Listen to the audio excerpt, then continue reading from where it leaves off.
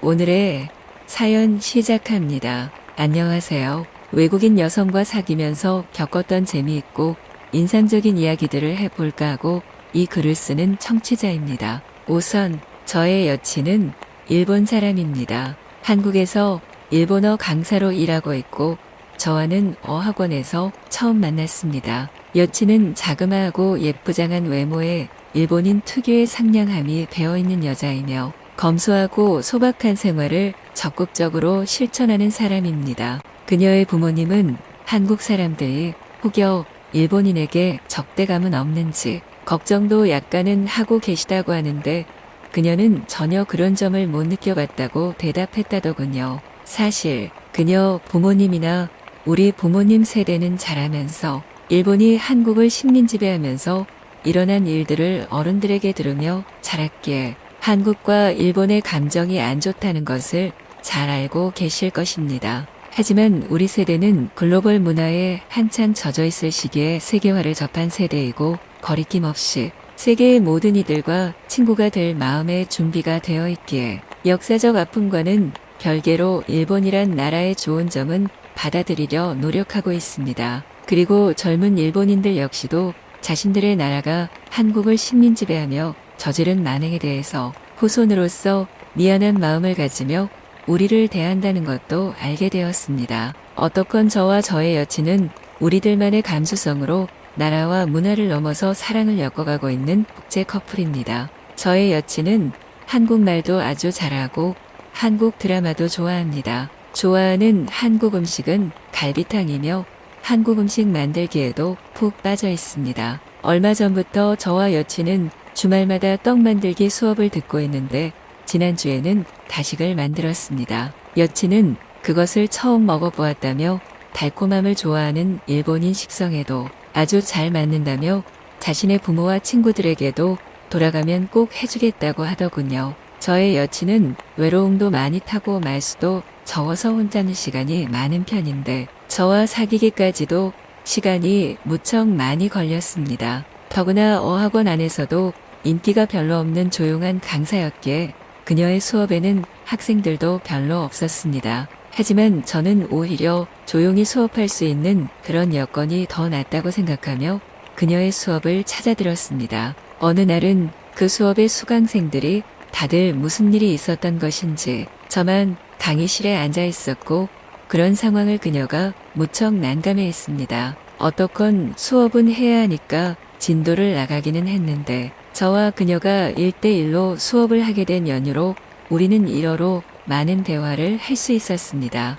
제가 부족한 실력은 손짓 발짓을 하거나 한국어로 대충 이야기하면 그녀가 고쳐주는 방식으로 대화를 해나갔고 그 과정에서 그녀의 성격이나 살아온 과정도 약간은 알게 되었습니다. 그리고 저 역시도 저를 드러내는 한 방법도 되었습니다. 그리고 그녀가 당시에는 외롭기도 했고 누군가 말을 많이 걸어주는 학생이 있었으면 싶던 차였는데 저와 1대1 수업을 하는 바람에 많은 이야기를 할 수 있게 되었다고 했습니다. 그리고 얼마 후에 그녀가 어학원을 그만두면서 저는 어쩐지 조금 쓸쓸한 기분으로 일어 공부를 계속하던 중 어느 날 거리에서 그녀를 우연히 마주쳤습니다. 그녀는 잘 지내냐는 인사와 함께 시간이 되면 같이 차나 식사를 함께 하겠냐고 했습니다. 그래서 저는 좋다며 따라갔고 우리는 조용한 뒷골목에서 식사를 하며 많은 이야기를 나눴습니다. 그녀는 그동안 잠깐 일본 집에 다녀왔다고 했고 여러 일들이 겹쳐서 어학원을 그만두었다고 했습니다. 그리고 때마침 여건이 맞아서 한국에서 일반 회사에 취직해서 다니게 되었다고 했습니다. 그러면서 우리는 많은 이야기를 하며 더 친해져서 자연스레 연락을 주고받게 되었습니다. 그리고 둘이서 영화도 보러 가고 때로는 인근 유원지로 피크닉도 가는 등 보통의 남녀가 연애하는 것 같은 상황 비슷하게 되어갔습니다. 그래서 우리가 지금 사귀고 있는 건가 하는 생각이 들어 서로에게 물어보니 그런 것 같다며 둘 다 활짝 웃었습니다. 그렇게 우리는 국제 커플이 되었고 주위 사람들도 우리를 따뜻한 눈으로 바라보며 축하해 주었습니다. 그녀는 한국 드라마를 열심히 보면서 한국인의 정서를 익히려 많은 노력을 하고 있고 한국 음식을 만들어서 제게 선물하는 일도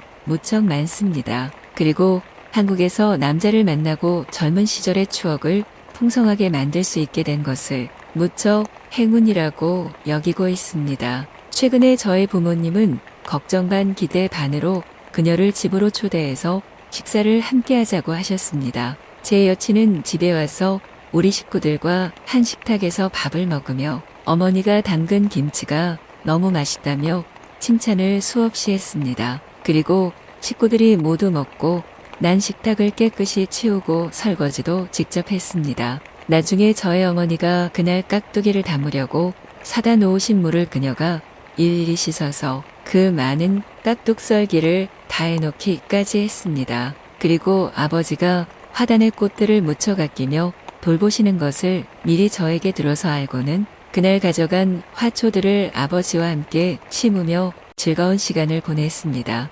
부모님은 그것만으로도 너무 감동해서 어쩔 줄을 모르셨는데 그 다음에 그녀가 우리 집에 들렀을 때는 할머니를 위해서 만든 작은 색동 주머니를 선물했습니다. 바느질 솜씨가 너무 곱다며 할머니는 입에 침이 마르게 칭찬을 하셨고 그녀는 으슥한 얼굴이 되어서 너무 기뻐했습니다. 할머니, 부모님 모두의 마음을 단번에 사로잡은 그녀는 이후로 우리 가족에게 수시로 안부를 묻는 사람이 되었고 가족들은 그녀의 전화가 오면 너무 반가워하며 또 놀라우라며 기뻐하셨습니다. 저는 너무 기뻤고 한편으로는 그렇게 상냥한 그녀가 그동안 타국에서 외롭게 지냈다는 것을 떠올리며 얼마쯤은 마음이 아팠습니다. 그리고 그녀가 외로움을 이제는 겪지 않도록 해주어야겠다는 생각을 하고 있습니다. 더구나 이제 다들 그녀가 낯선 일본인이 아니라고 생각하고 있고 저 역시 그녀가 없는 삶은